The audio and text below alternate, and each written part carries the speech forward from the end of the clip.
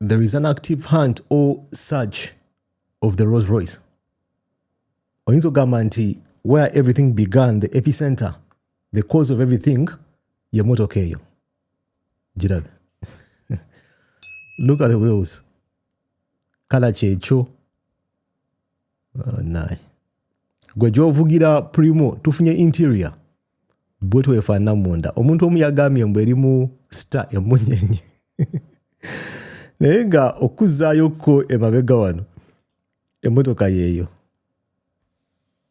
Mulango gyaffe tugamba etunula ng'omuntu. It's a very nice car. I'm sure so many of you naye kennyini would love to drive such a car. Naye ebbeeyi yaayo 3.5 billion. Mu ggwanga lyaffe we have people who can buy that car. Mwebali bangi. Nga they are legitimate businessmen and women, they can afford to buy it. Naye mu kaseera kano the question remains the same. The question remains one. Kyendowooza ekyaviiriddeko Honorable AAA obuzibu.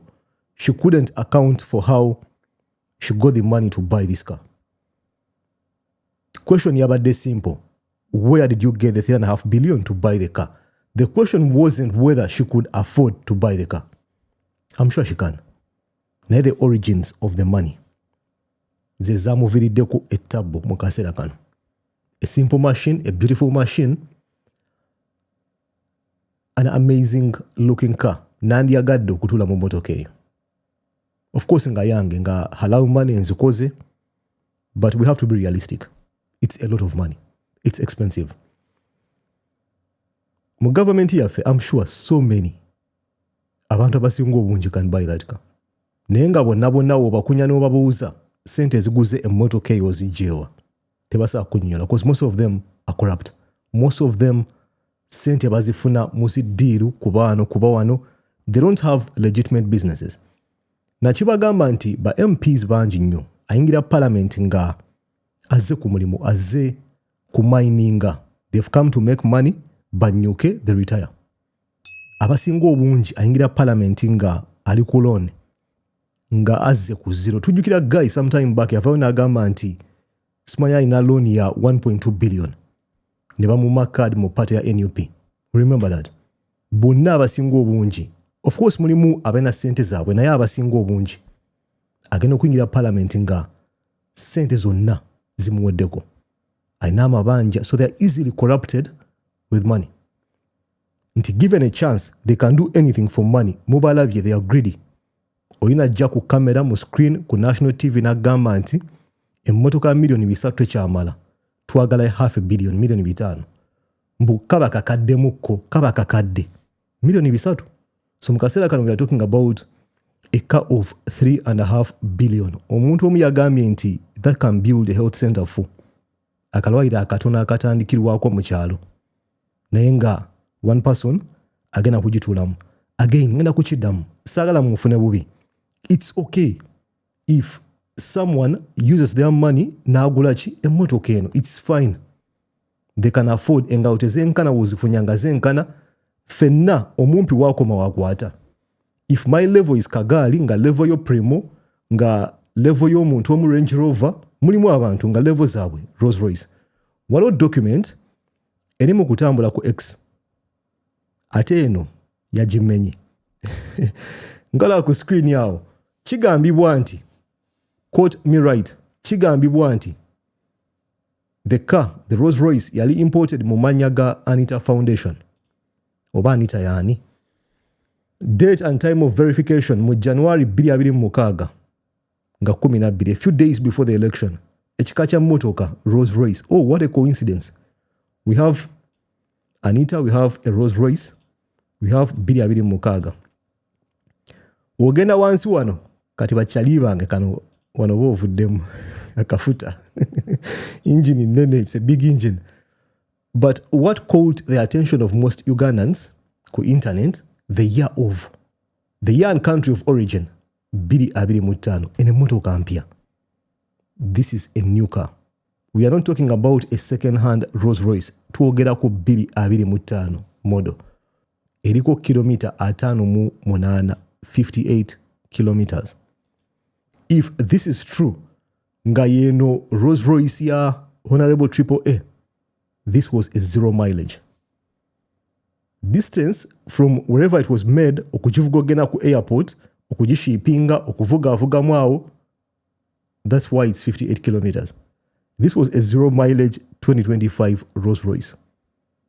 Engine ya amaanyi gwe yeeyiya atambula n'akadomola nga gakuweddemu n'ogenda ku show n'otopinga up giveeko eno togisobola. 58 kilometers, a 0 mileage, 3.5 billion. Ngaye nkugambe, I would love to drive such a car, but I can't afford it. Now and ever, I'm sure you'd love, but you can't afford it. If you could, you'd buy it. If Honorable Triple A used her money to buy this car, it's fine. But if it's taxpayers' money, then we have a problem one. Tuina ekizibu ekinene nnyo wano. 58 kilometers. 225. 6.7 cc. Rolls Royce Anita Foundation Limited. Wow. That's the state. But of course, in the middle of all this, I want you to be very careful. Stories in Gazno was dropping. There's so much fake news that moves around. Like I've said, I can't accurately send in a document into for Eriko Exe Tambula, but it seems to be true. It seems to be true in a motoka, jitwogerako ya blue. Because the color is there. Color is blue. Sitting capacity bantu batano. No munana bajamo, bateka mu board. Left, right hand drive, correlating on a UK. So it makes sense. Nenga nkugambye, be aware of fake news mukasera kano. Waloka video kabebe kula kali mukutambula. Nga kala ganti aina comments ze yakola. I can't believe myself, I'm defending Bebe Cool one. Omusajja oyinza okugamba nti he was thrown under the bus. Video nkaddemuko. I think yali ya 224. The context was different. Ndi musajja musiraamu. Eddiini y'obusiraamu ekusomesa okurespectinga context. It's the right way of acting. Nti if an event happens and so much is coming out, amawulire gali mu kufuluma, ojja kulaba videos ez'enjawulo because we say much ku internet. Internet eyerabira. Videos will pop out nga they fit in the context. And I don't use those videos to crucify someone. Yes, I know we disagree with Bebe Cool day in, day out. Naye mukasera kano njamu defending. He came out na akolaka video nga yogala ku corruption Triple A, and some people came out ne bakakomyawo mukasera kano. Of course, it fits. Woka clipping bulungi is going to fit the context. Naye oba okozemu injustice. We don't want trend eyo oba trajectory eyo. Let's keep things legit. Bebe Cool came out na akola post eyo ku social media. Nagamba, notice, my attention has been drawn to a video recirculating on TikTok. I wish to clarify that the footage is from 2 years ago and does not reflect current incident. The matter occurred in Ntinda and was resolved amicably with the assistance of security at that time. I appeal to the public to verify the authenticity and timing of the content before sharing. This helps to prevent the spread of misinformation and avoids causing panic in the public. Signed, Bebe Cool. Kwegamba, bino ebintu, they are very common. Most stories in Gazino. Be very careful. The information you're consuming and the information you're sharing, there is so much fake news out there. It's a time omuntu yendango kola either social media, broadcasting, podcasting. Be careful. Adapt words like allegedly. Chigambibwa. Otherwise, oyinza okusharinga information egenda okutwaza mukomera.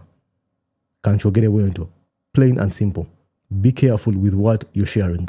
Kana kaseera tulimu AI, artificial intelligence, changu nnyo cookinga up clips, audio, messages, and you put them out there. People are seeking for information, bajazi consuminga, they will take it for the truth, and go bajo kunonya the origin of that information. Mukasera kano, of course, abantu bangi bavuddeyo, and they've reacted to the video erimu kutambula ya Bebe Cool, and I felt sorry for him. Because I understand, as a person who speaks on the internet, oyogere bintu bingi. If you go back 2 years ago, you can use one of my videos, nozi clipping bulungi nnyo, nezikuwa context mwene embeera, to use that video against me. Chisopoka. If you're a person who speaks on the internet, you're prone to that. Ka video ka bebe cool. Kekano. Watch. So, ladies and gentlemen, if you're watching, I'm in Bukedia. I have shown you the facilities that the Honorable... Of course, ngaye nkugambye no video ya myaka ebiri mabega 2024 the context was different. Lwaki nkwogeredde musagala muntu aka clipping atekewe ebigambo mbu I said this and this.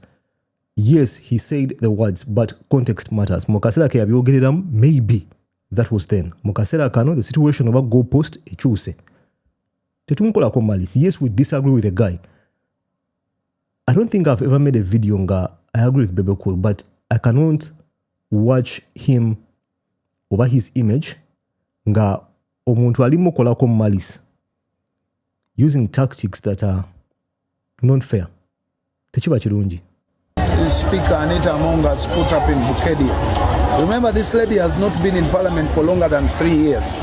But now we're talking about a school, we're talking about a stadium, we're talking about the sports arena, we're talking about a hospital, we're talking about the medical school, the technical school. All those things are done by one individual and single-handedly, not government. So you just ask yourself a question. Where does the corruption issue come in? Because you see, when you take Anita Among to prison for claims that she's corrupt, the question is, what about the 5,000 or 10,000 people who are... Of course, Mukasera Kano, the situation has changed. So, Simanyi over Bebe Cool, Mr. Moses Sali still believes that. Simanyi over China believes is a inamo bidi abiri munyanti. The alleged corrupt person is not corrupt. I would love to hear his thoughts. Mumbera again a maso Mukasera Kano, but I understand nti he's a public figure. Chayogera chona chona might be taken mungeri endala. But I would love to hear him. What does he think about ibigambo bino byayogera mu 2024? Mr. Moses Sali, tuwe kanjite update over part 2 of your thoughts back then, because I know context changes, goalposts change. Ebintu bichuka. So, provided the new evidence, the prevailing circumstances, what do you think about the words you said back then? Benefiting directly from her. Then what about the millions of people in the communities in the eastern side of Uganda who are directly benefiting from one individual? And surely speaking, is Honorable Anita Among corrupt, or did she just sign the gay bill? I have so much to say about that video. It's not. So if Bebe Cool comes out, Natwa update, nga he still shares the similar beliefs, I guarantee unja koma wano, mukube mwe bituli. Njagala mpendo woza mu comment section wansawo. Kucholo woza ku Royce. Do you think enefunika Mukasera Kano it's gone missing? Ekubisiriki. It's nowhere to be seen. We've had stories in T abajivuga bali mukuba yiga. Mpendo woza mu comment section wansawo. Njakula mu video dako. Peace.